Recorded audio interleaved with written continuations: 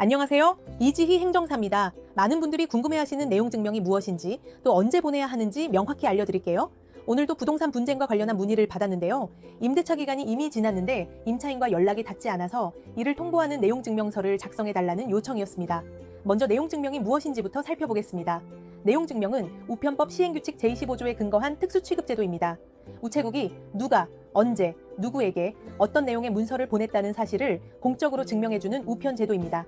즉, 어떤 문서를 보냈다는 사실을 국가기관인 우체국이 증명해주는 거죠. 하지만 중요한 점은 내용 증명 자체가 문서 내용의 진실 여부나 법적 효력을 직접 주는 건 아니라는 겁니다. 내용 증명은 단지 발송 사실과 시기를 증명할 뿐이고 실제 법률적 효력은 법원에서 사건을 심리하고 판단할 때 결정됩니다. 예를 들어 상표권 침해를 내용 증명으로 통지받으면 그 날부터 고의적 침해로 인정돼서 손해배상액이 달라질 수 있어요. 또한 소멸시효 중단 효과도 있어서 빌려준 돈이 3년 지나기 직전에 내용 증명 보내면 시효가 연장됩니다. 그럼 내용 증명을 언제 보내야 할까요?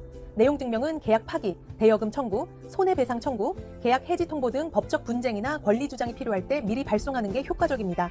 예를 들어 임대차 계약 만료 시 갱신 거절 의사를 확실히 알리거나 빌려준 돈을 돌려받기 위한 변제 요구, 상대방이 계약 위반을 했을 때 이행을 촉구할 때 내용 증명을 활용하면 좋습니다.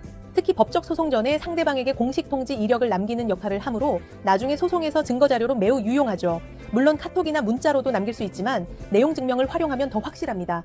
상대방이 언제, 어떤 내용을 전달받았는지 기록으로 남아 법적 분쟁 시 중요한 증거가 될 수 있기 때문입니다. 법적으로는 우편법 시행규칙에 따라 원본 한 부와 등본 2부를 우체국에 제출해 우체국이 검증한 후 발송합니다. 우체국이 내용을 3년간 보관해 이후 언제 보냈는지 증명할 수 있습니다. 내용 증명의 효력은 보통 상대방에게 도달한 시점부터 발생합니다. 우리 민법은 도달주의가 원칙이기 때문에 내용 증명이 도달하면 대법원 판례상 상대방이 그 사실을 인식했다고 법적으로 추정된다는 거예요. 다만 통신 판매나 방문 판매처럼 청약 철회권이 법적으로 정해진 경우에는 발송일 기준으로 효력이 발생하기도 합니다. 또한 내용 증명 발송은 소멸시효 중단 효과가 있습니다. 예를 들어 빌려준 돈의 3년 시효가 만료되기 전에 내용 증명으로 변제 요구를 하면 시효가 일시적으로 멈춥니다.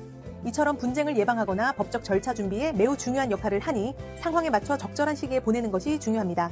결론적으로 내용 증명은 언제, 누가, 누구에게 어떤 내용을 보냈다는 사실을 국가기관이 공식적으로 증명하는 제도입니다. 법적 효력은 별도로 따로 판단되지만 분쟁 시 강력한 증거와 심리적 압박 수단으로 활용됩니다. 따라서 중요한 권리 주장은 가능하면 내용 증명으로 명확히 통지해 두셔야 합니다.